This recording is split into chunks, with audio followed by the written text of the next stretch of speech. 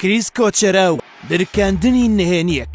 کریس کۆچەرا ڕۆژنامەنووس و فۆتۆگرافەر و لێکۆڵەرێکی فەڕەنسیە. لە ساڵی 1938 لە فەڕەنسا لەدایک بووە و یەکێک بووە لەو نووسەر و توێژەرە بەناوبانگانەی کە خۆی تەرخان کردبوو بۆ گرفتەکانی ڕۆژهەڵاتی ناوەڕاست و پرسی کورد. کۆچەرا کە هەمیشە بە چاوێکی بێلایەن و بە شێوەیەکی بابەتیانە دەیڕوانیە کێشەکەی کورد لە کۆتاییەکانی تەمەنیدا لە شاری پاریس لە دەستگای بایارد کتێبێکی لەبارەی کێشەی کوردەوە بە ناونیشانی بەرەنگاری کورد یان خەونی شێتانی سربەخۆیی بڵاو کردەوە. کریس کۆچەرا لە نزیکەوە ئاشنایی لەگەڵ سەرکردەکانی کورد بە تایبەتیش لەگەڵ موستەفا بارزانی، عەبدوڕەحمان قاسملۆ، مەسعود بارزانی، جەلال تاڵەبانی، عەبدوڵڵا ئۆجەلانتا هەبووە. چەند جارێک سەردانی هەرێمی کوردستانی کردووە بە تایبەتیش لە قۆناغە جیاجیەکانی شۆڕشی کوردە. تاوەکو ئێستاش زیاتر لە 5 کتێب و دەیان بابەت و توێژینەوەی لەبارەی پرسی کوردەوە بڵاو کردووەتەوە. خاوەنی ئەرشیفێکی گەورەی وێنە و ڤیدیۆی کوردستان و کەسایەتی و شۆڕشەکانیەتی. لەم کتێبەی کۆتاییدا سوودی لە هەموو چاوپێکەوتنەکانی خۆی بینیوە کە لەگەڵ ئەو کەسایەتیە کوردانەدا ئەنجامی دابوون.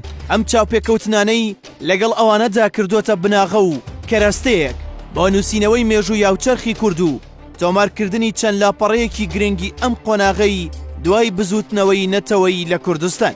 بەڵام وا دەردەکەوێت لەم کتێبەی کۆتاییدا کۆچەرا پێچەوانەی بۆچوونە کۆنەکانی خۆی بدوێ دەربارەی سیاسیەکانی کورد، چونکە لە نووسینەکانی ساڵانی 70 و 80کانی سەدەی پێشوودا گەشببینانە لە دۆزی کورد و سیاسیەکانی کوردی ڕوانیوە. بەڵام لەم کتێبەیدا نهێنیەک دەدرکێنێت کە ئەو پەشیمان و نائومێدە لە سەرکردەکانی کورد.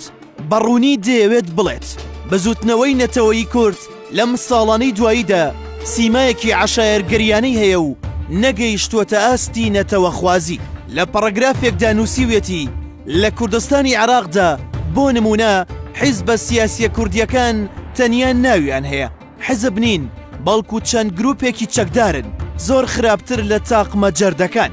پاشان درێژە بە قسەکانی دەدا و دەڵێت ئەم حیزبانە لە ماوەی دوای ڕاپەڕیندا بەداخەوە سەلماندیان کە توانای ئەوەیان نییە سیاست بکەن. بەڕای کۆچەرا ئەم حیزبە کوردیانە بە تەنیا هەرخۆیان بەرپرس نین لەو زەلکاوەی تێکەوتون، بەڵکو هەرخۆشیان بوونەتە قوربانی زلهێزەکان و وەکداشی دامەی ئەوانیان لێ هاتووە.